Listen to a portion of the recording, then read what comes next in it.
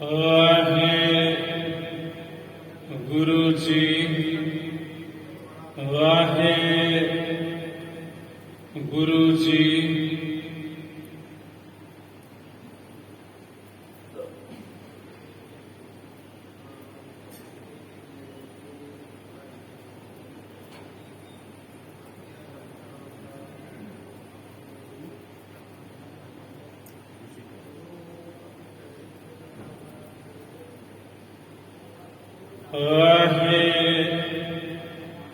वाहेगुरु जी।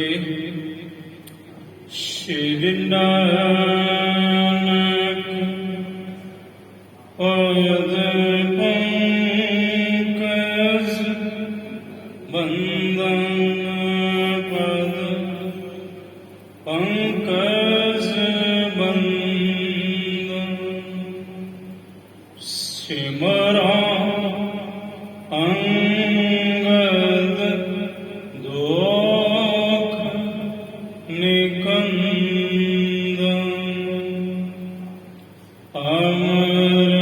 अमरदास गुर हृदय नित्य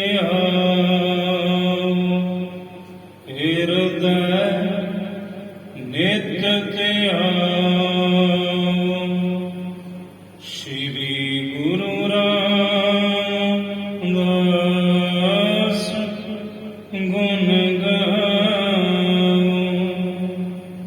श्री अर्जन विघ्नन के नाशक विघ्नन के नाशक श्री हरगोविंद शुभ सुमत प्रकाशक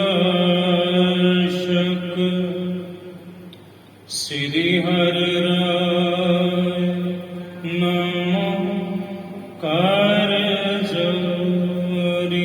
नमो कारजोरी गुर हर कृष्ण मुनाय वहरी तेग बहादुर परम कृपाल सतगुर परम कृपाल श्री गुरु गोविंद सिंह विशाल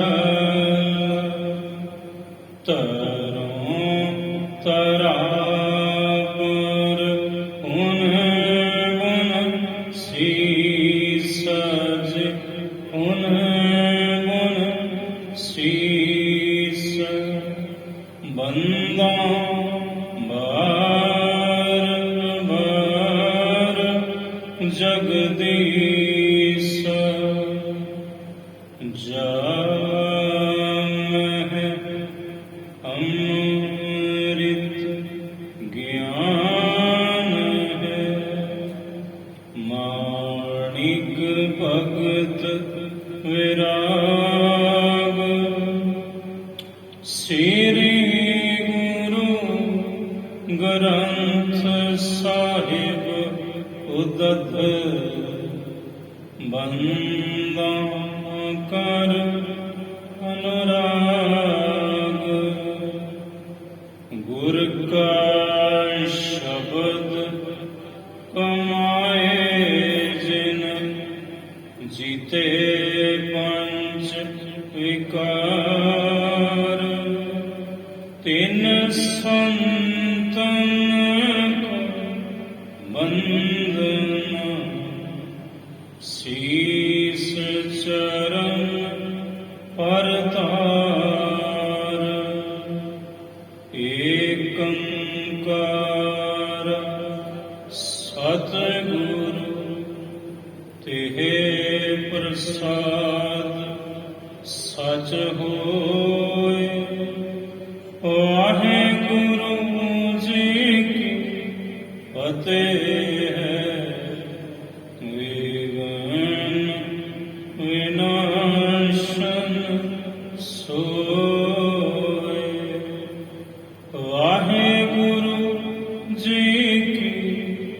ਫਤਿਹ ਹੈ ਵਿਨਾਸ਼ਨ ਸੋਏ। ਸਤਨਾਮ ਸ੍ਰੀ ਵਾਹਿਗੁਰੂ ਸਾਹਿਬ ਜੀ। ਕਰਹੁ ਆਪਨੋ ਬਰ ਉਪਦੇਸ਼ੂ, जेह ते मिट है जगत कलेशु। सर्व देश को करहो कृतार्थ, तुम बचनन में है चतुर पदार्थ। करहो आपनो बर उपदेशु, जेह ते मिट है जगत कलेशु। सर्व देश को करहो कृतार्थ, तुम बचनन में है चतुर पदार्थ। ਸਾਧ ਸੰਗਤ ਜੀ, ਵਾਹਿਗੁਰੂ ਜੀ ਕਾ ਖਾਲਸਾ, ਵਾਹਿਗੁਰੂ ਜੀ ਕੀ ਫਤਿਹ। ਸ਼੍ਰਵਣ ਕੀਤਾ ਆਪ ਜੀ ਨੇ ਕੱਲ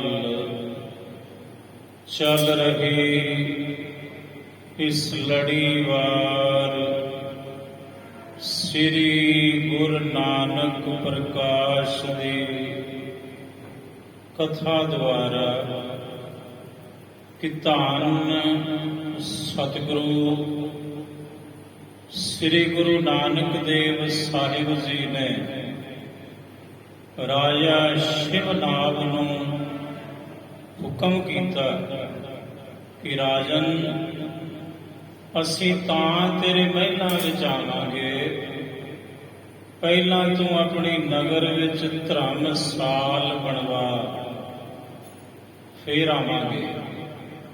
ਆਖਿਆ ਸਤਿਵਚਨ ਜੀ।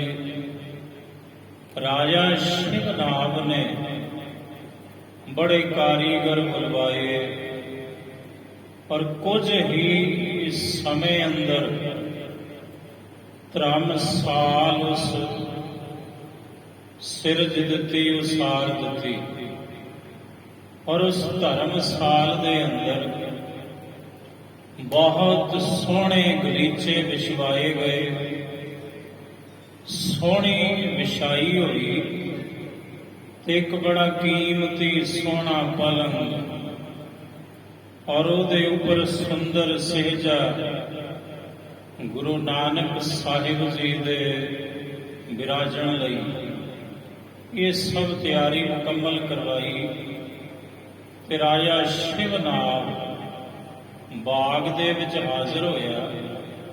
ਕਹਿਣ ਲੱਗਾ, ਮਹਾਰਾਜ ਤੁਹਾਡੀ ਕਿਰਪਾ ਸਦਕਾ ਧਰਮਸਾਲ ਬਣ ਗਈ, ਹੁਣ ਕਿਰਪਾ ਕਰੋ ਚਰਨ ਪਾਓ ਧਰਮਸਾਲ ਦੇ ਅੰਦਰ। ਸਾਹਿਬ ਜੀ ਬਾਲਾ ਤੇ ਭਾਈ ਮਰਦਾਨਾ ਜੀ ਨੂੰ ਨਾਲ ਲੈ ਕੇ ਉਸ ਧਰਮਸਾਲ ਵਿੱਚ ਗਏ। ਸੋਹਣੇ ਪਲੰਗ ਦੇ ਉੱਪਰ ਸਾਹਿਬ ਜੀ ਜਾ ਬਿਰਾਜੇ। ਬੇਅੰਤ ਸੰਗਤਾਂ ਸਾਹਿਬ ਦੇ ਚਰਨਾਂ ਵਿੱਚ ਬੈਠੀਆਂ ਨੇ। ਰਾਜਾ ਸ਼ਿਵਨਾਭ ਆਪਣੀ ਰਾਣੀ ਚੰਦ ਕਲਾ ਉਹਨੂੰ ਨਾਲ ਲੈ ਕੇ ਆਇਆ। ਸੋਨੇ ਦਾ ਥਾਲ ਔਰ ਉਹਦੇ ਵਿੱਚ ਫੁੱਲ ਪੱਤੇ ਔਰ ਕਸਤੂਰੀ ਕੇਸਰ ਇਤਿਆਦਿਕ तमाम सुगंधियां ने और देसी घ्यो पा के जोतां जगाइयां। साहिब जी की आरती उतारी उस उहदी भावना सी ते महाराज साहिब हुण संगत विच बैठे ने। ਸਾਰੀ ਧਰਮਸਾਲ ਤਿਲ ਸੁੱਟਣ ਨੂੰ ਜਗ੍ਹਾ ਨਹੀਂ। ਇਤਨੀ ਸੰਗਤ ਉੱਥੇ ਪਹੁੰਚ ਚੁੱਕੀ ਹੈ। ਸੰਗਲਾ ਦੀਪ ਦੇ ਤਮਾਮ ਇਸਤਰੀ ਪੁਰਸ਼ ਉਹ ਸਭ ਗੁਰੂ ਨਾਨਕ ਸਾਹਿਬ ਜੀ ਦੇ ਪਾਵਨ ਦਰਸ਼ਨ ਔਰ ਗੁਰੂ ਜੀ ਦਾ ਪਾਵਨ ਉਪਦੇਸ਼ ਸਰਵਣ ਕਰਨ ਲਈ ਪਹੁੰਚੇ ਹਨ। ਕਰੋ ਆਪਨੋ ਵਰ ਉਪਦੇਸ਼ੋ। ਰਾਜਾ ਸ਼ਿਵਨਾਥ ਬੜੀ ਅਧੀਨਗੀ ਵਿੱਚ ਦੋਵੇਂ ਹੱਥ ਜੋੜ ਕੇ ਗੁਰੂ ਨਾਨਕ ਸਾਹਿਬ ਜੀ ਦੇ ਚਰਨਾਂ 'ਚ ਖਲੋਤਾ ਹੈ। ਕਹਿਣ ਲੱਗਾ, ਮਹਾਰਾਜ ਕਿਰਪਾ ਕਰੋ, ਤੁਹਾਡਾ ਜਿਹੜਾ ਸ੍ਰੇਸ਼ਟ ਉਪਦੇਸ਼ ਹੈ ਸਤਿਗੁਰੂ, ਉਹ ਮੈਨੂੰ ਬਖਸ਼ੋ ਜੀ। ਜਿਹੇ ਤੇ ਮਿਟ ਹੈ ਜਗਤ ਕਲੇਸ਼ੋ। ਇਹ ਗੁਰੂ ਨਾਨਕ ਸਾਹਿਬ ਜੀ, ਤੁਹਾਡਾ ਉਪਦੇਸ਼ ਐਸਾ ਪਾਵਨ ਹੈ, ਸਮਰੱਥ ਹੈ, ਸਫਲਾ ਹੈ, ਜਿਸ ਉਪਦੇਸ਼ ਨੂੰ ਸੁਣ ਕੇ ਹੀ ਤਮਾਮ ਜਗਤ ਦੇ ਕਲੇਸ਼ ਮਿਟ ਜਾਂਦੇ ਹਨ। ਸਰਬ ਦੇਸ਼ ਕੋ ਕਰੋ ਕਿਰਤਾਰਥ। ਤੇ ਸਾਹਿਬ ਜੀ, ਦੂਸਰੀ ਬੇਨਤੀ, ਇਸ ਸਾਰੇ ਸੰਗਲਾ ਦੀਪ ਇਸ ਦੇਸ਼ ਨੂੰ ਆਪ ਜੀ ਕਿਰਤਾਰਥ ਕਰੋ, ਕ੍ਰਿਤ ਕਰੋ, ਨਿਹਾਲ ਕਰੋ ਜੀ। ਤੁਮ ਬਚਨਨ ਮਹਿ ਚਤੁਰ ਪਦਾਰਥ। ਕਿਉਂਕਿ ਸਤਿਗੁਰੂ ਧੰਨ ਗੁਰੂ ਨਾਨਕ ਸਾਹਿਬ ਜੀ ਤੁਹਾਡੇ ਬਚਨਾਂ ਦੇ ਵਿੱਚ ਹੀ ਚਾਰੇ ਪਦਾਰਥ ਨੇ। ਜਿਹੜਾ ਭਾਵਨਾ ਦੇ ਸਹਿਤ ਗੁਰੂ ਨਾਨਕ ਸਾਹਿਬ ਜੀਓ ਤੁਹਾਡੇ ਬਚਨਾਂ ਨੂੰ ਸੁਣਦਾ ਹੈ, ਆਪਣੇ ਹਿਰਦੇ ਵਿੱਚ ਵਸਾਉਂਦਾ ਹੈ, ਉਹਨੂੰ ਸੁਣਨ ਵਾਲੇ ਨੂੰ, ਉਸ ਸ਼ਰਧਾਲੂ ਸਿੱਖ ਪ੍ਰੇਮੀ ਨੂੰ ਤੁਹਾਡੇ ਬਚਨਾਂ ਵਿੱਚੋਂ ਹੀ ਚਾਰੇ ਪਦਾਰਥ ਮਿਲ ਜਾਂਦੇ ਹਨ। ਅਸ ਪ੍ਰਕਾਰ ਕੀ ਬਿਨਤੀ ਸੁਨ ਕੈ। ਇਸ ਪ੍ਰਕਾਰ ਦੀ ਬੇਨਤੀ ਰਾਜੇ ਸ਼ਿਵਨਾਭ ਦੇ ਪਾਸੋਂ ਸੁਣ ਕੇ ਧੰਨ ਗੁਰੂ ਨਾਨਕ ਦੇਵ ਸਾਹਿਬ ਜੀ ਬੋਲੇ ਦਿਆਲ ਬਿਰਦ ਨਿਜ ਜਨ ਕੈ। ਸਾਹਿਬ ਜੀ ਨੇ ਆਪਣਾ ਬਿਰਦ ਜਾਣਿਆ, ਦਇਆ ਦੇ ਘਰ ਸਤਿਗੁਰੂ, ਤੇ ਗੁਰੂ ਨਾਨਕ ਸਾਹਿਬ ਇੰਜ ਬੋਲੇ ਹਨ। ਮਨ ਕੋ ਰੋਕਨ ਨਿਰਮਲ ਕਰਨੋ। ਸਾਹਿਬ ਕਹਿੰਦੇ, ਸੁਣੋ ਰਾਜਨ, ਮਨ ਨੂੰ ਰੋਕਣਾ, ਮਨ ਦੇ ਫੁਰਨਿਆਂ ਨੂੰ ਕਾਬੂ ਕਰਨਾ ਤੇ ਮਨ ਨੂੰ ਨਿਰਮਲ ਕਰਨਾ। ਯਹੀ ਉਪਾਵ ਕਲੇਸ਼ਨ ਹਰਨੋ। ਇਹੀ ਉਪਾਅ ਹੈ ਤਮਾਮ ਦੁੱਖਾਂ ਕਲੇਸ਼ਾਂ ਨੂੰ ਹਰਨ ਕਰਨ ਵਾਲਾ, ਨਾਸ਼ ਕਰਨ ਵਾਲਾ। ਇਹ ਸਭ ਤੋਂ ਵੱਡਾ ਉਪਾਅ ਹੈ ਮਨ ਦੇ ਫੁਰਨਿਆਂ ਨੂੰ ਰੋਕਣਾ। ਤਾਂ ਕੀ ਜਾਨਹੁ ਹੈ ਬਿਦ ਦੋ। ਹੁਣ ਸੁਣੋ ਰਾਜਾ ਸ਼ਿਵਨਾਥ, ਦੋ ਵਿਧੀਆਂ ਨੇ, ਦੋ ਤਰੀਕੇ ਨੇ ਮਨ ਦੇ ਉੱਪਰ ਕਾਬੂ ਪਾਉਣ ਦੇ। ਦੋ ਰਸਤੇ ਹਨ, ਦੋ ਰਾਹ ਹੈ। ਰਾਹ ਇੱਕ ਚੁਣਨਾ ਹੈ, ਹੈ ਦੋ ਰਾਹ ਤੂੰ ਇੱਕ ਚੁਣ ਜਿਹੜਾ ਤੈਨੂੰ ਪਸੰਦ ਜੇ। ਵੇਦ ਸੰਤ ਗੁਣ ਪਾਖਤ ਸੋ ਵੇਦ ਮਹਾਪੁਰਸ਼ ਸੰਤ ਜਨ ਮੁੜ ਕਹਿੰਦੇ ਹਨ ਜੋ ਹੋਵੇ ਤੁਝ ਪਾਸ ਸੁਖਾਰੋ। ਜੋ ਤੇਰੇ ਕੋਲੋਂ ਸੁਖਾਲਾ ਹੋਵੇ, ਜਿਹੜਾ ਤੈਨੂੰ ਸੁਖਾਲਾ ਰਾਹ ਲੱਗੇ, ਉਸ ਰਾਹ ਨੂੰ ਪਕੜ, ਉਸ ਰਸਤੇ ਤੇ ਚੱਲ। ਸੋ ਕਰੀਏ ਨੀਕੇ ਨਿਰਤਾਰੋ। ਚੰਗੀ ਤਰ੍ਹਾਂ ਤੁਸੀਂ ਆਪਣੇ ਹਿਰਦੇ ਵਿੱਚ ਨਿਰਣਾ ਕਰਕੇ ਰਾਜਨ, ਰਸਤੇ ਦੋ ਨੇ, ਚੁਣਨਾ ਇੱਕ ਹੈ। ਇੱਕ ਰਾਹ ਚੁਣ ਲਓ ਜਿਹੜਾ ਦੋਨਾਂ ਵਿੱਚੋਂ ਤੁਹਾਨੂੰ ਸੌਖਾ ਜਾਪਦਾ ਹੈ। ਸੁਨ ਸ਼ਿਵ ਨਾਗ ਬੰਦ ਦ્વੈ ਹਾਥਾ। ਕਹਿੰਦੇ ਸੁਣ ਕੇ ਰਾਜਾ ਸ਼ਿਵ ਨਾਮ ਦੋਵੇਂ ਹੱਥ ਉਸਨੇ ਜੋੜੇ ਹਨ। ਚਰਨ ਕਮਲ ਪਰ ਧਰ ਕਰ ਮਾਥਾ। ਮਹਾਰਾਜ ਜੀ ਦੇ ਚਰਨ ਕਮਲਾਂ ਤੇ ਮੱਥਾ ਟੇਕ ਦਿੱਤਾ। ਰਾਜਾ ਸ਼ਿਵ ਨਾਮ ਨੇ ਆਪਣਾ ਸਿਰ ਗੁਰੂ ਨਾਨਕ ਸਾਹਿਬ ਜੀ ਦੇ ਮੁਬਾਰਕ ਚਰਨਾਂ ਦੇ ਉੱਪਰ ਰੱਖ ਦਿੱਤਾ। ਜੇ ਦ્વੈ ਵਿਦ ਕੇ ਕਹੇ ਉਪਾਈ। ਸਤਿਗੁਰੂ ਮੇਰੀ ਬੇਨਤੀ ਹੈ, ਜਿਹੜੇ ਤੁਸੀਂ ਦੋ ਰਾਹ ਕਹਿੰਦੇ ਹੋ, ਦੋ ਪ੍ਰਕਾਰ ਦੀਆਂ ਵਿਧੀਆਂ ਜਿਹੜੀਆਂ ਤੁਸੀਂ ਆਖਦੇ ਹੋ ਜੀ। ਘਰ ਵਿਚਾਰ ਸੋ ਦੇਹੋ ਸੁਨਾਈ। ਮਹਾਰਾਜ ਵਿਸਥਾਰ ਕਰਕੇ ਉਹ ਮੈਨੂੰ ਸੁਣਾ ਦਿਓ, ਕਿਹੜੀਆਂ ਦੋ ਵਿਧੀਆਂ ਨੇ, ਕਿਹੜੇ ਦੋ ਰਸਤੇ ਨੇ, ਪੂਰਾ ਖੁਲਾਸਾ ਕਰ ਦਿਓ। ਵਿਸਥਾਰ ਸਹਿਤ ਆਪਣੀ ਰਸਨਾ ਤੋਂ ਆਖ ਕੇ ਮੈਨੂੰ ਸਮਝਾ ਦਿਓ ਜੀ। ਹੋ ਰਾਜਨ ਜੋ ਦ્વੈ ਪ੍ਰਕਾਰਾ। ਮਹਾਰਾਜ ਕਹਿੰਦੇ ਹੈ ਰਾਜਨ ਸੁਣੋ, ਜਿਹੜੇ ਦੋ ਤਰੀਕੇ ਨੇ, ਦੋ ਪ੍ਰਕਾਰ ਦੇ ਰਸਤੇ ਹਨ। ਸੋ ਉਚਰਤ ਹਾਂ ਕਰ ਵਿਸਥਾਰਾ। ਮੈਂ ਵਿਸਥਾਰ ਕਰਕੇ ਉਹ ਆਖਦਾ ਹਾਂ, ਉਚਾਰਨ ਕਰਦਾ ਹਾਂ। ਕਸ਼ਟ ਜੋਗ ਇੱਕ ਭਗਤ ਜੋਗ ਸੁਨ। ਇੱਕ ਕਸ਼ਟ ਜੋਗ ਹੁੰਦਾ ਹੈ,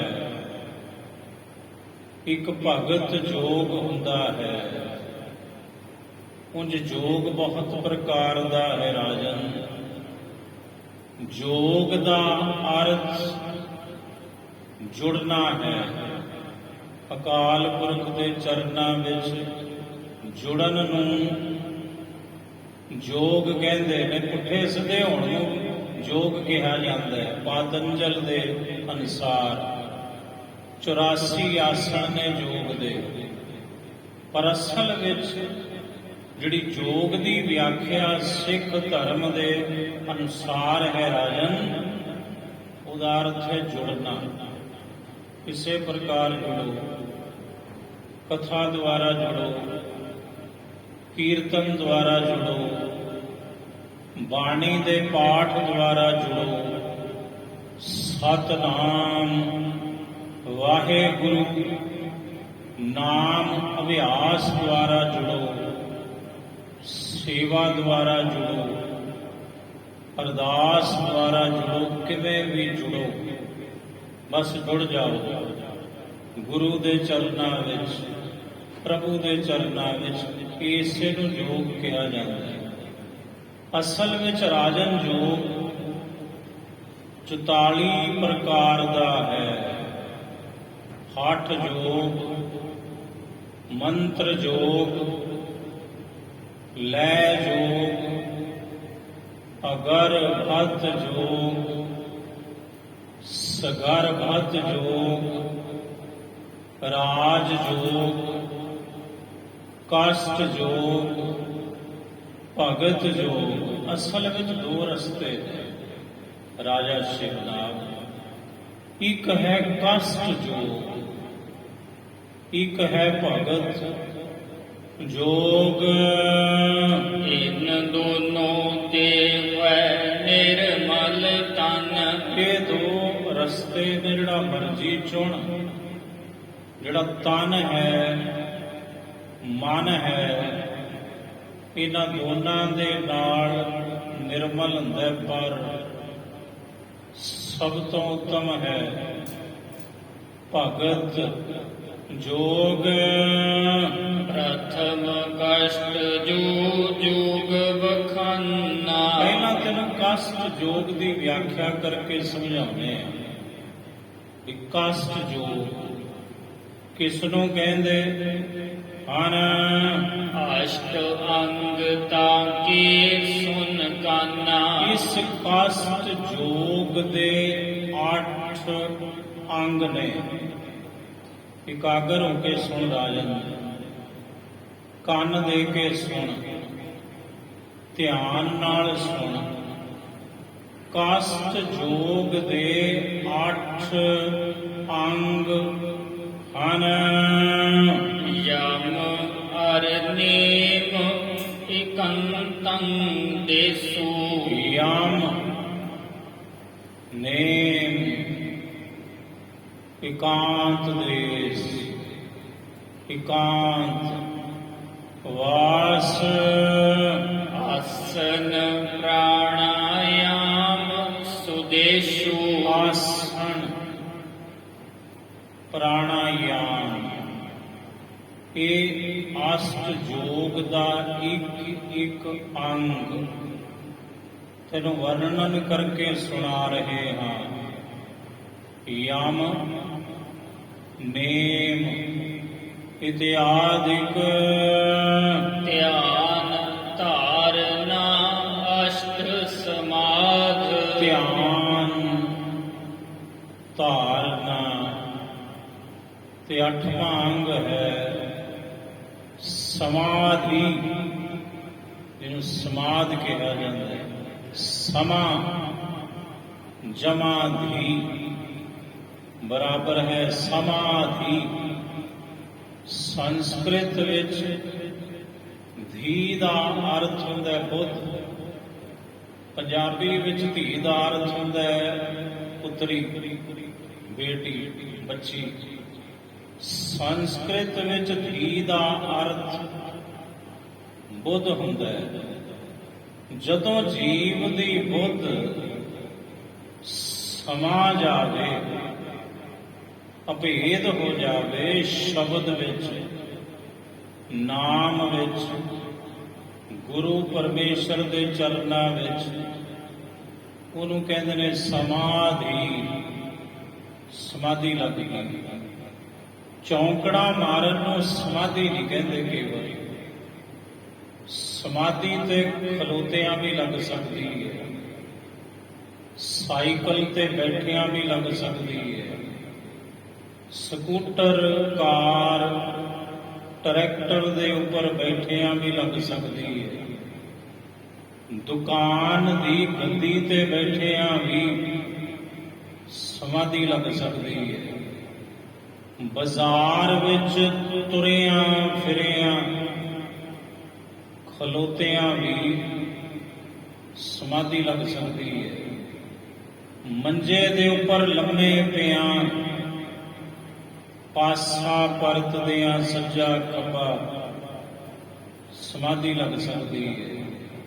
ਸਮਾਧੀ ਕੇਵਲ ਚੌਂਕੜੇ ਦਾ ਨਾਮ ਨਹੀਂ ਹੈ, ਇਹ ਤੇ ਇੱਕ ਸਾਧਨ ਹੈ। ਚੌਂਕੜਾ ਉਸ ਸਮਾਧੀ ਤੱਕ ਪਹੁੰਚਣ ਲਈ ਇੱਥੇ ਇੱਕ ਸਰੀਰਕ ਕਿਰਿਆ ਹੈ, ਚੌਂਕੜਾ ਮਾਰਨਾ। ਅਸਲ ਸਮਾਧੀ ਹੁੰਦੀ ਹੈ ਸਮਾਧੀ, ਜਦੋਂ ਤੁਹਾਡੀ ਬੁੱਧ ਲੀਨ ਹੋ ਜਾਵੇ, ਕਥਾ ਸੁਣਨ ਵਿੱਚ, ਭਾਵੇਂ ਉਹ ਖਲੋਤੇ ਸੁਣਦੇ ਹੋ ਸੜਕ ਤੇ ਭਾਵੇਂ ਬੈਠੇ ਸੁਣਦੇ ਹੋ ਸੰਗਤ ਵਿੱਚ, ਕੀਰਤਨ ਸੁਣਦੇ ਹੋ, ਤੇ ਤੁਹਾਡੀ ਜਿਹੜੀ ਬੁੱਧ ਹੈ ਲੀਨ ਹੋਵੇ ਸ਼ਬਦ ਵਿੱਚ, ਕਥਾ ਕੀਰਤਨ ਵਿੱਚ, ਨਿਤਨੇਮ ਵਿੱਚ, ਸਮਝੋ ਤੁਹਾਡੀ ਸਮਾਧੀ ਲੱਗ ਗਈ। ਤੇ ਸਮਾਧੀ ਦੀਆਂ ਬੜੀਆਂ ਕਿਸਮਾਂ ਨੇ, ਬਹੁਤ ਪ੍ਰਕਾਰ ਦੀ ਸਮਾਧੀ ਹੈ। ਇੱਕ ਬਿਰਤੀ ਹੈ, ਬਿਰਤੀ ਦੇ ਉੱਪਰ ਇੱਕ ਗ੍ਰੰਥ ਹੈ ਬਹੁਤ ਵੱਡਾ, ਜਿਹਨੂੰ ਬਿਰਤੀ ਪ੍ਰਭਾਕਰ ਕਿਹਾ ਜਾਂਦਾ ਹੈ। ਉਹਦੇ ਪਤਾ ਨਹੀਂ ਕਿੰਨੇ ਪ੍ਰਕਾਰ ਦੀ ਬਿਰਤੀ ਦਾ ਖੁਲਾਸਾ ਹੈ। ਬਿਰਤੀ ਪ੍ਰਭਾਕਰ ਬਹੁਤ ਵੱਡਾ ਗ੍ਰੰਥ ਹੈ। ਅੰਤੇ ਕੋਈ ਨਹੀਂ, ਕਿੰਨੇ ਕਿਸਮ ਦੀ ਬਿਰਤੀ ਹੁੰਦੀ ਹੈ, ਕਿੰਨੇ ਕਿਸਮ ਦੀ ਸੁਰਤ ਹੁੰਦੀ ਹੈ, ਕਿੰਨੇ ਕਿਸਮ ਦੀ ਸਮਾਧੀ ਹੁੰਦੀ ਹੈ। ਸਾਹਿਬ ਕਹਿੰਦੇ ਇਹ ਯੋਗ ਜਿਹੜਾ ਕਸ਼ਟ ਯੋਗ ਹੈ, ਉਹਦਾ ਇੱਕ ਅੰਗ ਹੈ ਸਮਾਧੀ। ਪਾਏ ਪਰਮ ਪਦ ਇਨ ਕੋ ਸਾਧ। ਇਹ ਅਸ਼ਟ ਅੰਗ ਨੇ ਕਸ਼ਟ ਯੋਗ ਦੇ, ਜਿਹੜਾ ਇਹਨਾਂ ਨੂੰ ਪ੍ਰਾਪਤ ਕਰਦਾ ਹੈ, ਜਿਹੜਾ ਇਹ ਸਾਧਨਾ ਕਰਦਾ ਹੈ, ਉਹਨੂੰ ਕਹਿੰਦੇ ਨੇ ਯੋਗੀ। ਪ੍ਰਥਮੇ ਯਮ ਸੋ 10 ਪ੍ਰਕਾਰਾ। ਸੁਣੋ ਰਾਜਨ, ਜਿਹੜੇ ਯੋਗ ਕਸ਼ਟ ਯੋਗ ਦੇ 8 ਅੰਗ ਨੇ, ਉਹਦੇ 'ਚ ਪਹਿਲਾ ਅੰਗ ਹੈ ਯਮ। ਤੇ ਯਮ 10 ਤਰ੍ਹਾਂ ਦਾ ਹੁੰਦਾ ਹੈ, 10 ਪ੍ਰਕਾਰ ਦਾ ਯਮ ਹੁੰਦਾ ਹੈ। ਜਮ ਨਹੀਂ, ਯਈਆ ਤੇ ਮਮਾ ਯਮ। ਲਛਨ ਤਿਨ ਕੋ ਕਰੋ ਵਿਥਾਰਾ। ਹੁਣ 10 ਪ੍ਰਕਾਰ ਦਾ ਜਿਹੜਾ ਯਮ ਹੈ, ਉਹਦੀਆਂ ਨਿਸ਼ਾਨੀਆਂ, ਉਹਦੇ ਲੱਛਣਾਂ ਦਾ ਮੈਂ ਵਿਸਥਾਰ ਕਰਦਾ ਹਾਂ ਰਾਜਾ ਸ਼ਿਵਨਾਗ। ਇਕਾਗਰਤਾ ਦੇ ਨਾਲ ਸੁਣ। ਦੋਹਰਾ ਏਕ ਅਹਿੰਸਾ ਜਾਨੀਏ। ਮਨ ਬਚ ਕਾਇਆ ਤੀਨ। ਅਹਿੰਸਾ ਇੱਕ ਜਾਣ। 3 ਪ੍ਰਕਾਰ ਦੇ ਨਾਲ ਅਹਿੰਸਾ ਹੁੰਦੀ ਹੈ। 3 ਪ੍ਰਕਾਰ ਦੇ ਨਾਲ ਹਿੰਸਾ ਵੀ ਹੁੰਦੀ ਹੈ ਤੇ ਅਹਿੰਸਾ ਵੀ ਹੁੰਦੀ ਹੈ। 3 ਪ੍ਰਕਾਰ ਨਾਲ ਇੱਕ ਹੈ ਅਹਿੰਸਾ। ਤੇ 3 ਤਰ੍ਹਾਂ ਦੇ ਨਾਲ ਹੁੰਦੀ ਹੈ ਮਨ, ਬਾਚ ਤੇ ਕਰਮ। ਪਰ ਕੋ ਬੁਰਾਜ ਚਿਤਵਨਾ। ਇਹ ਅਹਿੰਸਾ ਦੀ ਪਰਿਭਾਸ਼ਾ ਹੈ। ਯਮ 10 ਤਰ੍ਹਾਂ ਦਾ ਕਿਵੇਂ ਹੁੰਦਾ ਹੈ ਸੁਣੋ। ਪਰਾਏ ਦਾ ਬੁਰਾ ਚਿਤ ਬਣਾ। ਇੱਕ ਤੇ ਥੱਪੜ ਮਾਰਨਾ, ਕਿਸੇ ਦੇ ਡੰਡਾ ਮਾਰਨਾ, ਗੋਲੀ ਮਾਰਨੀ, ਕੋਈ ਹੋਰ ਹਥਿਆਰ ਮਾਰਨਾ ਤੇ ਜੀਵ ਨੂੰ ਖਤਮ ਕਰ ਦੇਣਾ। ਇੱਕ ਹੁੰਦੀ ਹੈ ਅਹਿੰਸਾ ਮਨ ਦੀ, ਬੁਰਾ ਚਿਤ ਬਣਾ ਜਾਂ ਬੁਰਾ ਕਰਨ ਦੀ ਗੂੰਦ, ਸਾਜ਼ਿਸ਼ ਮਨ ਦੇ ਅੰਦਰ ਰਚੀ ਜਾਣੀ ਵੀ ਇਹਦਾ ਬੁਰਾ ਹੋਵੇ ਕਿਵੇਂ। ਉਹ ਸਾਜ਼ਿਸ਼, ਉਹ ਛੜਯੰਤਰ ਮਨ ਦੇ ਅੰਦਰ ਚੱਲਦੇ ਨੇ, ਉਹ ਵੀ ਅਹਿੰਸਾ ਹੈ। ਬੇਸ਼ੱਕ ਗੋਲੀ ਨਹੀਂ ਬਚੀ, ਬੇਸ਼ੱਕ ਡੰਡਾ ਨਹੀਂ ਬਚਿਆ, ਬੇਸ਼ੱਕ ਹਥਿਆਰ ਨਹੀਂ ਬਚਿਆ, ਪਰ ਹੋਇਆ ਤੇ ਬੁਰਾ। ਸਾਹਿਬ ਕਹਿੰਦੇ ਪਰਾਏ ਦਾ ਬੁਰਾ ਚਿਤ ਬਣਾ। ਮਨ ਕੀ ਹਿੰਸਾ ਚੀਨ। ਇਹ ਮਨ ਦੀ ਹਿੰਸਾ ਹੈ, ਕਿਉਂਕਿ ਚਿਤ ਬੁਦਾ ਹੈ। ਚਿਤ ਮਨ ਤਰ੍ਹਾਂ ਤਰ੍ਹਾਂ ਦੀਆਂ ਗੂੰਦਾਂ ਗੁੰਦਦਾ ਹੈ। ਇਹਨੂੰ ਮਨ ਦੀ ਹਿੰਸਾ ਜਾਣਨੀ ਕਰੋ। ਚੌਪਈ ਫਿੱਕਾ ਬੋਲ ਦੁਖਾਏ ਹਨਾ। ਫਿੱਕਾ ਬੋਲ ਬੋਲਣਾ ਤੇ ਕਿਸੇ ਦਾ ਦਿਲ ਮਨ ਦੁਖਾ ਦੇਣਾ। ਹਿੰਸਾ ਵਚਨਨ ਕੀ ਕਹਿਲਾਵੇ। ਇਹ ਜੀਵ ਦੀ ਹਿੰਸਾ ਹੈ, ਇਹ ਬੋਲਾਂ ਦੀ ਹਿੰਸਾ ਕਹਿਲਾਉਂਦੀ ਹੈ। ਫਿੱਕਾ ਬੋਲਣਾ, ਫਿੱਕਾ ਬੋਲ ਕੇ, ਮਾੜਾ ਬੋਲ ਕੇ ਕਿਸੇ ਦਾ ਚਿੱਤ ਦੁਖਾ ਦੇਣਾ, ਦਿਲ, ਇਹਨੂੰ ਕਹਿੰਦੇ ਨੇ ਬਚਨਾਂ ਦੀ ਹਿੰਸਾ। ਤੀਜੀ ਮਾਰਨ ਜੀਵਨ ਕੇਰੀ। ਤੀਸਰੀ ਹਿੰਸਾ ਜੀਵਾਂ ਨੂੰ ਮਾਰਨ ਦੀ ਹੁੰਦੀ ਹੈ, ਤੇ ਮਾਰੀ ਦਾ ਹੈ ਸਰੀਰ ਨਾਲ, ਭਾਵੇਂ ਡੰਡਾ, ਭਾਵੇਂ ਹਥਿਆਰ, ਭਾਵੇਂ ਗੋਲੀ। ਇਹ ਤੀਸਰੀ ਹਿੰਸਾ ਹੁੰਦੀ ਹੈ, ਕਿਸੇ ਨੂੰ ਮਾਰਨਾ, ਉਹ ਕਹਿੰਦੇ ਨੇ ਹਿੰਸਾ। ਕਾਇਆ ਦੀ ਤਿਆਗੈ ਇਨ ਕੋ ਹੋਇ ਬਿਨ ਦੇਰੀ। ਸਤਿਗੁਰੂ ਕਹਿੰਦੇ ਪਹਿਲਾਂ ਇਹਨਾਂ ਨੂੰ ਛੱਡੇ ਬਿਨਾਂ ਕਿਸੇ ਦੇਰੀ ਤੋਂ। ਰੱਬ ਇੰਜ ਨਹੀਂ ਮਿਲਦਾ ਰਾਜਾ ਸ਼ਿਵਨਾਗ, ਪਹਿਲਾਂ ਇਹ ਕੁਝ ਕਰਨਾ ਪੈਂਦਾ, ਛੱਡਣਾ ਪੈਂਦਾ। ਹਿਰਦੇ ਵਿੱਚ ਨਾਮ ਤਾਂ ਵਸਦਾ ਹੈ ਜੇ ਪਹਿਲਾਂ ਇਹ ਚੀਜ਼ਾਂ ਛੱਡੇਗਾ। ਜਗਿਆਸੂ ਪ੍ਰਥਮੇ ਛੋਟੀ, ਪ੍ਰਥਮੇ ਤਿਆਗੀ, ਪਰਾਈ ਨਿੰਦਾ। ਦੁਤੀਏ ਸੱਚ ਉਚਰਨ ਨਿਰਵਹੈ। ਦੂਸਰੀ ਗੱਲ, ਸੱਚ ਬੋਲੇ, ਸੱਚ ਉਚਾਰਨ ਕਰਨ ਦਾ ਨਿਰਵਾਹ ਕਰੇ। ਜਿਹੜਾ ਜੋਗੀ ਹੈ ਅਸਲ ਵਿੱਚ ਕਬਹੂ ਕੂਰ ਨਾ ਕਿਹ ਬਿਦ ਕਹੈ। ਕਿਸੇ ਪ੍ਰਕਾਰ ਵੀ ਝੂਠ ਨਾ ਕਹੇ, ਕਦੇ ਵੀ ਕੂੜ ਨਾ ਕਹੇ। ਤੀਜੇ ਹੈ ਦ્વੈ ਭਾਂਤ ਸਤੇਈ। ਤੀਸਰੀ ਗੱਲ ਰਾਜਨ, ਤਿੰਨ ਪ੍ਰਕਾਰ ਦੀ ਸਤੇਈ ਹੁੰਦੀ ਹੈ। ਸਤੇਈ, ਸਤੇਈ ਕਹਿੰਦੇ ਨੇ ਚੋਰੀ ਨੂੰ। ਤਿੰਨ ਪ੍ਰਕਾਰ ਦੀ ਚੋਰੀ ਹੁੰਦੀ ਹੈ। ਰਾਜਾ ਸ਼ਿਵਨਾਭ ਇੱਕ ਤਨ ਕੀ ਇੱਕ ਮਨ ਕੀ ਸੇਈ। ਇੱਕ ਤਨ ਦੀ ਚੋਰੀ ਹੁੰਦੀ ਹੈ, ਇੱਕ ਮਨ ਦੀ ਚੋਰੀ ਹੁੰਦੀ ਹੈ। ਪਰ ਕੀ ਵਸਤ ਛਪਾਵਨ ਕਰਨੀ। ਤੇ ਪਰਾਏ ਦੀ ਵਸਤੂ ਨੂੰ ਲੁਕੋ ਲੈਣਾ, ਛੁਪਾ ਲੈਣਾ। ਇਹੋ ਸਤੇਈ ਤਨ ਕੀ ਬਰਨੀ। ਇਹ ਤਨ ਦੀ ਚੋਰੀ ਹੈ। ਇੱਕ ਤਨ ਦੀ ਚੋਰੀ, ਇੱਕ ਮਨ ਦੀ ਚੋਰੀ, ਇੱਕ ਬਚਨਾਂ ਦੀ ਚੋਰੀ।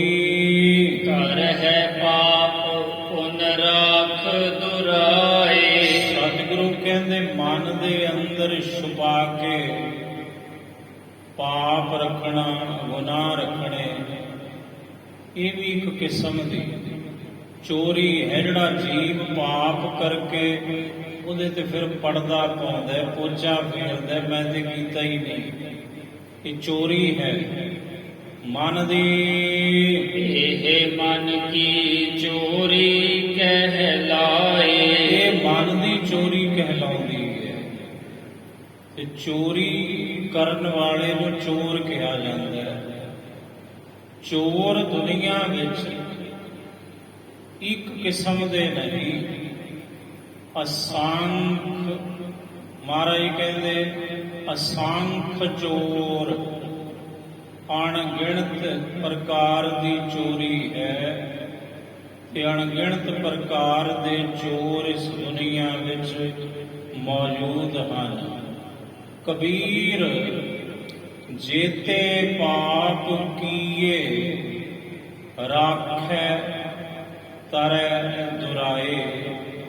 ਪ੍ਰਗਟ ਭਏ ਨਿਦਾਨ ਸਭ ਜਬ ਪੂਛੇ ਧਰਮ ਰਾਏ। ਕਬੀਰ ਜੇਤੇ ਪਾਪ ਕੀਏ ਰਾਖੈ ਤਲੈ ਦੁਰਾਏ।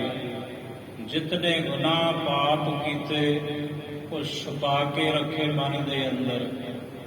ਪਰ ਜਦੋਂ ਧਰਮਰਾਜ ਕੋਲ ਜੀਵ ਗਿਆ, ਅੰਤ ਨੂੰ ਛੁਪਾਏ ਹੋਏ ਸਾਰੇ ਗੁਨਾਹ ਪ੍ਰਗਟ ਹੋ ਗਏ, ਜ਼ਾਹਰ ਹੋ ਗਏ। ਇਹਨੂੰ ਕਹਿੰਦੇ ਨੇ ਮਨ ਦੀ ਚੋਰੀ। ਤਨ ਦੀ ਚੋਰੀ ਕੀ ਹੁੰਦੀ ਹੈ? ਵਿਕਾਰ ਦੀ ਭਾਵਨਾ ਦੇ ਨਾਲ ਪਰਾਏ ਸਰੀਰਾਂ ਨੂੰ ਤੱਕਣਾ। ਕੀ ਅੱਖਾਂ ਬੰਦ ਕਰ ਲਵੇ ਜੀਵ, ਬਾਜ਼ਾਰ 'ਚ ਜਾਂਦਾ ਹੋਇਆ, ਫਿਰ ਤੇ ਬੱਜੂ ਕਿਸੇ ਦੇ ਵਿੱਚ। ਮਹਾਰਾਜ ਤੁਸੀਂ ਕਹਿੰਦੇ ਹੋ ਵੀ ਪਰਾਏ ਤਨ ਨਹੀਂ ਦੇਖਣੇ, ਉਹ ਤੇ ਦਿਸਦੇ ਨੇ ਸਾਹਮਣੇ। ਸਾਹਿਬ ਕਹਿੰਦੇ ਵੇਖੋ, ਪਰ ਉਸ ਪਰਾਏ ਤਨ ਦੇ ਵਿੱਚ ਉਸ ਤਨ ਨੂੰ ਬਣਾਉਣ ਵਾਲੇ ਸਾਈਂ ਨੂੰ ਵੇਖੋ। ਬਾਬਾ ਫਰੀਦ ਸਾਹਿਬ ਜੀ, ਫਰੀਦ ਸਾਹਿਬ ਭਗਤ ਫਰੀਦ ਜੀ ਕਹਿੰਦੇ, ਨੀਚੇ ਲੋਇਨ ਕਿਉਂ ਕਰਾਂ, ਸਭ ਘਟ ਦੇਖੋ ਪੀਓ। ਅੱਖਾਂ ਨੀਵੀਆਂ ਕਿਉਂ ਕਰਾਂ, ਅੱਖਾਂ ਬੰਦ ਕਿਉਂ ਕਰਾਂ ਮੈਂ? ਜੇ ਸਾਹਮਣੇ ਕੋਈ ਬੀਬੀ ਦਿਸ ਪਵੇ ਨਾ, ਮੈਂ ਤੇ ਉਸ ਬੀਬੀ ਦੇ ਵਿੱਚ ਵੀ ਉਸ ਕਾਦਰ ਕਰੀਮ ਖੁਦਾ ਨੂੰ ਵੇਖਣਾ। ਫਰੀਦਾ ਨੀਚੇ ਲੋਇਨ ਕਿਉਂ ਕਰਾਂ, ਸਭ ਘਟ ਦੇਖੋ ਪੀਓ। ਤੇ ਤਨ ਦੀ ਚੋਰੀ ਕੀ ਹੈ? ਚੋਰੀ ਚੋਰੀ ਚੁਪਕੇ ਚੁਪਕੇ ਪਰਾਏ ਸਰੀਰਾਂ ਨੂੰ ਵਿਸ਼ੇ ਵਿਕਾਰ ਦੀ ਭਾਵਨਾ ਨਾਲ ਤੱਕਣਾ। ਐਸੀ ਬਿਰਤੀ ਹੋਣੀ ਵਿਕਾਰੀ, ਪਰਾਏ ਤਨ ਵੇਖਣੇ। ਉਹਨੂੰ ਕਹਿੰਦੇ ਨੇ ਤੱਕਹਿ ਨਾਰ ਪਰਾਈਆਂ, ਲੁਕ ਅੰਦਰ ਠਾਣੀ। ਗੁਰੂ ਗ੍ਰੰਥ ਸਾਹਿਬ ਮਹਾਰਾਜ ਜੀ ਦੀ ਬਾਣੀ। ਸਤਿਗੁਰੂ ਕਹਿੰਦੇ ਭਾਈ ਇਹ ਤਨ ਦੀ ਚੋਰੀ ਹੈ। ਚੀਤਾਂ ਵਿੱਚੋਂ ਨਜ਼ਰਾਂ ਮਾਰਨੀਆਂ, ਕੌਣ ਤੁਰਿਆ ਜਾਂਦਾ ਹੈ, ਕਿਹੋ ਜਿਹੇ ਕੱਪੜੇ ਪਾਏ ਨੇ, ਇਹ ਤਨ ਦੀ ਚੋਰੀ ਹੈ। ਤੇ ਮਹਾਰਾਜ ਕਹਿੰਦੇ ਕਈ ਕੋਟ ਪਰ ਦਰਦ ਕੋ ਹਿਰ ਹੈ। ਕਈ ਕਰੋੜਾਂ ਹੀ ਚੋਰ ਦੁਨੀਆ ਵਿੱਚ ਐਸੇ ਨੇ ਜਿਹੜੇ ਪਰਾਏ ਦਾ ਧਨ ਚੁਰਾ ਲੈਂਦੇ ਨੇ। ਉਹਨੂੰ ਕਹਿੰਦੇ ਨੇ ਧਨ ਦੀ ਚੋਰੀ। ਇੱਕ ਧਨ ਦੀ ਚੋਰੀ, ਇੱਕ ਤਨ ਦੀ ਚੋਰੀ, ਇੱਕ ਮਨ ਦੀ ਚੋਰੀ, ਇੱਕ ਬਚਨਾਂ ਦੀ ਚੋਰੀ। ਜਿਵੇਂ ਪੰਚਮ ਪਾਤਸ਼ਾਹ ਗੁਰੂ ਅਰਜਨ ਦੇਵ ਸਾਹਿਬ ਜੀ ਮਹਾਰਾਜ ਜੀ ਦੇ ਚਰਨਾਂ ਵਿੱਚ ਸਿੱਖਾਂ ਨੇ ਇੱਕ ਦਿਨ ਅਰਜ਼ ਕੀਤੀ, ਮਹਾਰਾਜ ਬਾਬਾ ਪ੍ਰਿਥਵੀ ਚੰਦ ਤੇ ਹੋਰ ਜਿਹੜਾ ਉਹਨਾਂ ਦਾ ਚੁਗਿਰਦਾ ਹੈ ਸਤਿਗੁਰੂ, ਇਹ ਮਿਲਗੋਬਾ ਕਰਨ ਲੱਗੇ ਨੇ ਤੁਲਕੀ ਬਾਣੀ ਦੇ ਅੰਦਰ।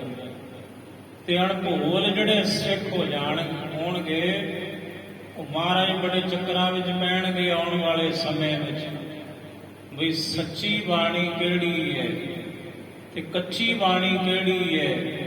ਇਹ ਆਮ ਅਣਭੋਲ ਸਿੱਖਾਂ ਤੋਂ ਨਿਰਣਾ ਨਹੀਂ ਹੋਣਾ। ਸਤਿਗੁਰੂ ਬਾਬਾ ਪ੍ਰਿਥਵੀ ਚੰਦ ਤੇ ਉਹਨਾਂ ਦੇ ਸਾਥੀ ਕਵਿਤਾਵਾਂ ਰਚ ਕੇ ਅਖੀਰ ਵਿੱਚ ਨਾਨਕ ਪਦ ਦੀ ਵਰਤੋਂ ਕਰ ਰਹੇ ਨੇ, ਭੁਲੇਖਾ ਪਾ ਰਹੇ ਨੇ। ਇਹਨੂੰ ਕਹਿੰਦੇ ਨੇ ਬਚਨਾਂ ਦੀ ਚੋਰੀ, ਬੋਲਾਂ ਦੀ ਚੋਰੀ, ਬਾਣੀ ਦੀ ਚੋਰੀ। ਸੰਗਤ ਕਹਿੰਦੀ ਮਹਾਰਾਜ ਹੁਣ ਤੁਸੀਂ ਐਸੀ ਕਿਰਪਾ ਕਰੋ ਵੀ ਜਿਹੜੀ ਬਾਣੀ ਹੈ ਉਹਨੂੰ ਇੱਕ ਥਾਂ ਤੇ ਕਰ ਦਿਓ, ਇੱਕ ਐਸਾ ਸਰੂਪ ਤਿਆਰ ਕਰੋ, ਬੀੜ ਬੱਧੋ ਤਾਂ ਕਿ ਕੋਈ ਭੰਬਲ ਭੂਸਾ ਰਹੇ ਨਾ ਕਿਸੇ ਨੂੰ। ਤੇ ਜੋ ਧੁਰ ਕੀ ਬਾਣੀ ਹੋਵੇਗੀ ਉਹ ਗ੍ਰੰਥ ਸਾਹਿਬ ਜੀ ਦੇ ਵਿੱਚ ਜਿਹੜੀ ਬਾਣੀ ਹੈ ਉਹੀ ਧੁਰ ਕੀ ਬਾਣੀ ਹੈ। ਸਤਿਗੁਰੂ ਇਹ ਆਉਣ ਵਾਲੇ ਸਮੇਂ ਦੇ ਵਿੱਚ ਸਾਰੇ ਸਿੱਖ ਸਮਝ ਜਾਣਗੇ। ਤਾਂ ਮਹਾਰਾਜ ਜੀ ਨੇ ਗੁਰੂ ਗ੍ਰੰਥ ਸਾਹਿਬ ਜੀ ਦੀ ਸੰਪਾਦਨਾ ਕੀਤੀ ਸੀ। ਜਦੋਂ ਗੁਰੂ ਦੇ ਬਚਨਾਂ ਨੂੰ ਵੀ ਲੋਕੀ ਚੁਰਾਉਣ ਲੱਗੇ ਸਨ। ਏਨ ਦ્વੈਤ ਜਿਨ ਤ੍ਰਿਤੀਯ ਯਮ ਜਾ ਜਾਨਾ। ਸਤਿਗੁਰੂ ਕਹਿੰਦੇ ਇਹਨਾਂ ਦੋਨਾਂ ਦਾ ਤਿਆਗ ਕਰਨਾ। ਇਹ ਦੋ ਪ੍ਰਕਾਰ ਦੀ ਜਿਹੜੀ ਚੋਰੀ ਹੈ, ਤਨ ਦੀ ਤੇ ਮਨ ਦੀ। ਤੀਸਰਾ ਇਹਨੂੰ ਯਮ ਜਾਣੋ। ਯਮ 10 ਪ੍ਰਕਾਰ ਦਾ ਹੈ, ਇਥੋਂ ਤੱਕ 3 ਪ੍ਰਕਾਰ ਦਾ ਯਮ ਹੋ ਚੁੱਕਾ ਹੈ ਰਾਜਾ। ਸ਼ਿਵ ਨਾਮ ਭੂਲ ਨਾ ਕਹੂੰ ਨ੍ਰਿਪਤ ਮਨ ਠਾਨਾ। ਸਾਹਿਬ ਕਹਿੰਦੇ ਹੈ ਰਾਜਨ, ਭੁੱਲ ਕੇ ਵੀ ਆਪਣਾ ਮਨ ਕਿਸੇ ਇਹਨਾਂ ਵਿੱਚ ਮਤ ਲਗਾਓ। ਚੌਥੇ ਬ੍ਰਹਮਚਰਜ ਸੁਖ ਸਾਰੂ। ਯਮ ਦਾ ਚੌਥਾ ਅੰਗ ਹੈ, ਕਿਉਂਕਿ 10 ਪ੍ਰਕਾਰ ਦਾ ਯਮ ਹੈ। ਚੌਥੇ ਪ੍ਰਕਾਰ ਦਾ ਯਮ ਕੀ ਹੁੰਦਾ ਹੈ? ਉਹਨੂੰ ਕਹਿੰਦੇ ਨੇ ਬ੍ਰਹਮ ਚਰਜ। ਜੀਤਨ ਕਾਮ ਅਸ਼ਟ ਪ੍ਰਕਾਰੂ। ਜਿਹੜਾ ਬ੍ਰਹਮਚਰਜ ਹੈ ਉਹ 8 ਪ੍ਰਕਾਰ ਦਾ ਹੁੰਦਾ ਹੈ। ਕਾਮ ਨੂੰ ਜਿੱਤਣਾ 8 ਤਰੀਕੇ ਦੇ ਨਾਲ ਹੁੰਦਾ ਹੈ। ਰਾਜਾ ਸ਼ਿਵ ਨਾਭ ਪ੍ਰਥਮੈ ਤ੍ਰਿਯ ਕੀ ਬਾਤੈਂ ਕਰਨੀ। ਪਹਿਲੀ ਗੱਲ, ਇਸਤਰੀ ਦੀਆਂ ਬਾਤਾਂ ਕਰਨੀਆਂ। ਮਾਂ ਦੀਆਂ ਗੱਲਾਂ ਵੀ ਹੁੰਦੀਆਂ, ਭੈਣ ਦੀਆਂ ਗੱਲਾਂ ਵੀ ਹੁੰਦੀਆਂ, ਪਤਨੀ ਦੀਆਂ ਬਾਤਾਂ ਵੀ ਹੁੰਦੀਆਂ, ਧੀ ਦੀਆਂ ਗੱਲਾਂ ਵੀ ਹੁੰਦੀਆਂ।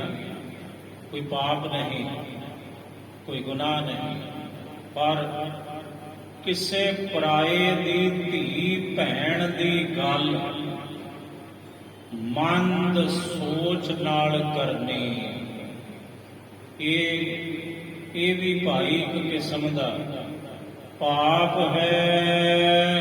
ਦੂਜੇ ਸੁਨ ਸੁਨ ਮਨ ਮੈਂ ਹੈ ਧਰਨੀ। ਇਹ ਵੀ ਕਾਮ ਹੈ। ਕਿਸੇ ਦੀ ਧੀ ਭੈਣ ਦੀ ਇੱਜ਼ਤ ਨੂੰ ਗੱਲੀ ਬਾਤੀ ਤਾਰ ਤਾਰ ਕਰਨਾ, ਦੋ ਬੰਦਿਆਂ ਵਿੱਚ ਬਹਿ ਕੇ, ਇਹ ਕਾਮ ਹੈ। ਕਾਮ ਇਹ ਵੀ ਇੱਕ ਵਿਕਾਰ ਹੈ। ਤੇ ਦੂਸਰੀ ਗੱਲ, ਦੁਬਾਰਾ ਪੰਕਤੀ ਸੁਣੋ ਜੀ। ਦੂਜੇ ਸੁਨ ਸੁਨ ਮਨ ਮੈਂ ਹੈ ਧਰਨੀ। ਦੂਸਰੀ ਗੱਲ, ਪਰਾਈ ਇਸਤਰੀ ਕਿਸੇ ਦੀ ਧੀ ਭੈਣ ਦੀ ਗੱਲ ਸੁਣ ਸੁਣ ਕੇ ਵਿਕਾਰ ਦੀ ਭਾਵਨਾ ਨਾਲ ਆਪਣੇ ਮਨ ਵਿੱਚ ਰੱਖਣੀ, ਇਹ 2 ਪ੍ਰਕਾਰ ਦਾ ਕਾਮ ਹੈ। ਤੀਜੈ ਤੀਏ ਇਕਾਂਤ ਮਿਲ ਬੈਸਨ। ਤੀਸਰੀ ਪ੍ਰਕਾਰ ਦਾ ਕਾਮ ਕੀ ਹੁੰਦਾ ਹੈ? ਇਸਤਰੀ ਨੂੰ, ਪਰਾਈ ਇਸਤਰੀ ਨੂੰ ਇਕਾਂਤ ਵਿੱਚ ਮਿਲਣਾ, ਇਹ ਵੀ ਇੱਕ ਕਿਸਮ ਦਾ ਵਿਕਾਰ ਹੈ। ਕਾਮ ਹੈ ਜੇ ਮੰਦ ਸੋਚ ਨਾਲ ਮਿਲਦਾ ਹੈ, ਤੇ ਜੇ ਸੋਚ ਮੰਦ ਨਹੀਂ ਫਿਰ ਇਹ ਕਾਮ ਨਹੀਂ, ਫਿਰ ਇਹ ਵਿਕਾਰ ਨਹੀਂ। ਪਰ ਜੇ ਮਨ ਦੇ ਅੰਦਰ ਐਸੀ ਗੰਦੀ ਸੋਚ ਹੋਵੇ ਬਈ ਇਕਾਂਤ ਦੇ ਵਿੱਚ ਕਿਸੇ ਇਸਤਰੀ ਨੂੰ ਮੈਂ ਮਿਲਾਂ, ਗੱਲਾਂ ਕਰਾਂ, ਸਤਿਗੁਰੂ ਕਹਿੰਦੇ ਭਾਈ ਇਹ ਵੀ ਇੱਕ ਕਾਮ ਦਾ ਹੀ ਰੂਪ ਹੈ। ਚੌਥੇ ਹੋਵਤ ਅੰਗ ਸਪਰਸ਼ਨ। ਚੌਥੇ ਪ੍ਰਕਾਰ ਦਾ ਕਾਮ ਹੁੰਦਾ ਹੈ ਇਸਤਰੀ ਦੇ ਅੰਗ ਨਾਲ ਸਪਰਸ਼ ਕਰਨਾ, ਬੁਰੀ ਭਾਵਨਾ ਦੇ ਨਾਲ। ਹੁਣ ਮਾਂ ਧੀ ਭੈਣ ਉਹਨਾਂ ਦੇ ਵੀ ਤਾਂ ਸਰੀਰ ਨਾਲ ਸਾਡਾ ਸਪਰਸ਼ ਹੁੰਦਾ ਹੈ, ਪਰ ਉੱਥੇ ਸੋਚ ਗੰਦਲੀ ਨਹੀਂ ਹੁੰਦੀ, ਪਾਕ ਸੋਚ ਹੁੰਦੀ ਹੈ। ਮੇਰੀ ਧੀ ਹੈ, ਮੇਰੀ ਭੈਣ ਹੈ, ਮੇਰੀ ਮਾਂ ਹੈ। ਪਰ ਜੇ ਸੋਚ ਗੰਦਲੀ ਦੇ ਨਾਲ ਪਰਾਈ ਇਸਤਰੀ ਦਾ ਸਰੀਰ ਸਪਰਸ਼ ਕਰੀਏ, ਇਹ ਵੀ ਇੱਕ ਕਿਸਮ ਦਾ ਕਾਮ ਹੈ। ਰਾਜਨ ਪੰਚਮ ਹਿਤ ਕਰ ਦੇਖੈ ਤ੍ਰਿਯ ਕੋ। ਪੰਜਵੇਂ ਪ੍ਰਕਾਰ ਦਾ ਕਾਮ ਹੈ, ਬੜਾ ਹਿਤ ਕਰਕੇ, ਬੜਾ ਧਿਆਨ ਲਾ ਕੇ, ਬੜੇ ਪ੍ਰੇਮ ਨਾਲ ਜਿਵੇਂ ਸ਼ਿਕਾਰੀ ਦੀ ਨਜ਼ਰ ਹੁੰਦੀ ਹੈ ਉਂਝ ਵੇਖਣਾ, ਪਰਾਈ ਇਸਤਰੀ ਵੱਲ, ਇਹ ਵੀ ਕਾਮ ਹੈ ਇੱਕ ਕਿਸਮ ਦਾ। ਛਠੇ ਅਲਿੰਗਨ ਕਰਹਿ ਸੋ ਹਿਰਦੇ ਨਾਲ ਇਸਤਰੀ ਦੇ ਸਰੀਰ ਨੂੰ ਅਲਿੰਗਨ ਕਰਨਾ, ਸਪਰਸ਼ ਕਰਨਾ, ਇਹ ਵੀ ਇੱਕ ਕਾਮ ਹੈ, ਕਿਉਂਕਿ ਬਲਾਤਕਾਰ ਇੱਕ ਤਨ ਕਰਕੇ ਹੁੰਦਾ ਹੈ, ਇੱਕ ਸੋਚ ਵੀ ਬਲਾਤਕਾਰੀ ਹੁੰਦੀ ਹੈ। ਜੇ ਸੋਚ ਗੰਦੀ ਹੈ ਨਾ, ਗੰਦਲੀ ਸੋਚ ਹੈ ਪਰਾਈ ਧੀ ਭੈਣ ਦੇ ਲਈ, ਤਾਂ ਉਹ ਵੀ ਇੱਕ ਕਿਸਮ ਦਾ ਬਲਾਤਕਾਰ ਹੁੰਦਾ ਹੈ ਸੋਚ ਦਾ। ਇੱਕ ਤਨ ਕਰਕੇ ਬਲਾਤਕਾਰ ਹੁੰਦਾ ਹੈ, ਇੱਕ ਮਨ ਕਰਕੇ ਬਲਾਤਕਾਰ ਹੁੰਦਾ ਹੈ, ਇੱਕ ਤਨ ਕਰਕੇ ਕਾਮ ਹੈ, ਇੱਕ ਇਹ ਮਨ ਕਰਕੇ ਸੋਚ ਦਾ ਵੀ ਕਾਮ ਹੈ। ਸਪਤ ਚਿਤ ਬਨੋ ਮਨ ਮਹਿ ਨਾਰੀ। ਸੱਤਵੀਂ ਤਰ੍ਹਾਂ ਦਾ ਕਾਮ ਆਪਣੇ ਮਨ ਵਿੱਚ ਦਿਨ ਰਾਤ ਪਰਾਈ ਇਸਤਰੀ ਨੂੰ ਚਿਤਵੀ ਜਾਣਾ, ਇਹ ਵੀ ਇੱਕ ਕਿਸਮ ਦਾ ਵਿਕਾਰ ਹੈ, ਕਾਮ ਹੈ। ਅਸ਼ਟਮ ਭੋਗ ਕਰਨ ਵਿਦ ਸਾਰੀ। ਅੱਠਵੀਂ ਪ੍ਰਕਾਰ ਦਾ ਕਾਮ ਹੈ ਤਨ ਕਰਕੇ ਵਿਚਾਰੀ ਹੋਣਾ, ਇਹ 8 ਪ੍ਰਕਾਰ ਦਾ ਕਾਮ ਹੈ। 8 ਪ੍ਰਕਾਰ ਦਾ ਹੀ ਇਹ ਬ੍ਰਹਮਚਰਜ ਹੈ। ਇਹ ਜਿਹੜਾ 8 ਪ੍ਰਕਾਰ ਦਾ ਕਾਮ ਗਿਣਿਆ ਹੈ, ਇਹਦੇ ਉਲਟ ਆਪਣੀ ਸੁਰਤ ਨੂੰ ਰੱਖਣਾ ਉਹ ਹੋ ਜਾਂਦਾ ਬ੍ਰਹਮਚਰਜ। 8 ਪ੍ਰਕਾਰ ਦਾ ਇੰਜ ਬ੍ਰਹਮਚਰਜ ਹੁੰਦਾ ਏ। ਇਨ ਸਭ ਹਿਨ ਕੋ ਤਿਆਗੇ ਜੇ। ਸਤਿਗੁਰੂ ਕਹਿੰਦੇ ਨਾ ਸਾਰਿਆਂ ਨੂੰ ਜਿਹੜਾ ਤਿਆਗੇ ਛੱਡੇ। ਬ੍ਰਹਮਚਰਜ ਧਾਰਤ ਹੈ ਤੇ ਉਹ ਬ੍ਰਹਮਚਾਰੀ ਹੈ। ਫਿਰ ਸਮਝੋ ਉਹਨੇ ਬ੍ਰਹਮਚਰਜ ਧਾਰਨ ਕਰ ਲਿਆ, ਭਾਵੇਂ ਉਹ ਵਿਆਹਿਆ ਹੋਇਆ ਹੈ, ਕਿਉਂਕਿ ਗੁਰਮਤ ਦੀ ਫਿਲਾਸਫੀ ਏਕਾ ਨਾਰੀ ਜਤੀ ਹੋਏ, ਪਰ ਨਾਰੀ ਧੀ ਭੈਣ ਵਖਾਣੈ, ਵੇਖ ਪਰਾਈਆਂ ਚੰਗੀਆਂ ਮਾਵਾਂ ਭੈਣਾਂ ਧੀਆਂ ਜਾਣੈ। ਪੰਚਮ ਯਮ ਹੈ ਧੀਰਜ ਕਰਨੀ। ਪੰਜਵੀਂ ਪ੍ਰਕਾਰ ਦਾ ਯਮ ਹੈ ਧੀਰਜ ਦੀ ਕਰਨੀ, ਧੀਰਜ ਰੱਖਣਾ, ਸਬਰ ਰੱਖਣਾ, ਕਾਲਾਪਣ ਤਿਆਗਣਾ। ਦੁਖ ਸੁਖ ਸਦਾ ਸਹੇ ਸਮ ਧਰਨੀ। ਦੁੱਖ ਤੇ ਸੁਖ ਧੀਰਜ ਐਸਾ ਹੋਵੇ ਰਾਜਨ, ਜਿਵੇਂ ਧਰਤੀ ਦੇ ਵਿੱਚ ਧੀਰਜ ਹੈ, ਜਿਉਂ ਬਸੁਦਾ ਕੋ ਖੋਦੈ ਕੋ ਚੰਦਨ ਲੇਪ। ਜਿਵੇਂ ਧਰਤੀ ਦੇ ਉੱਪਰ ਕੋਈ ਚੰਦਨ ਦਾ ਲੇਪ ਕਰਦਾ ਹੈ, ਕੋਈ ਕਹੀ ਲੈ ਕੇ ਧਰਤੀ ਨੂੰ ਪੁੱਟਦਾ ਹੈ। ਧਰਤੀ ਦੁੱਖ ਤੇ ਸੁੱਖ ਵਿੱਚ ਸਮ ਰਹਿੰਦੀ ਹੈ। ਧਰਤੀ ਦੀ ਜਿਹੜੀ ਅਵਸਥਾ ਹੈ ਉਹ ਬੜੀ ਧੀਰਜ ਧਾਰਨ ਕਰਨ ਵਾਲੀ ਹੈ ਧਰਤੀ।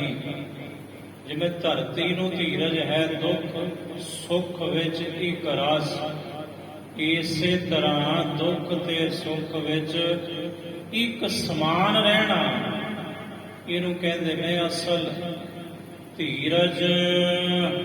ਆਪਦ ਸੰਪਦ ਆਤਪ ਸੀਤਾ। ਆਪਦ ਸੰਪਦ, ਆਪਦ ਆਪਦਾ ਮੁਸੀਬਤ, ਮੁਸ਼ਕਿਲ ਤੇ ਸੰਪਦ ਖੁਸ਼ਹਾਲੀ ਖੇੜਾ।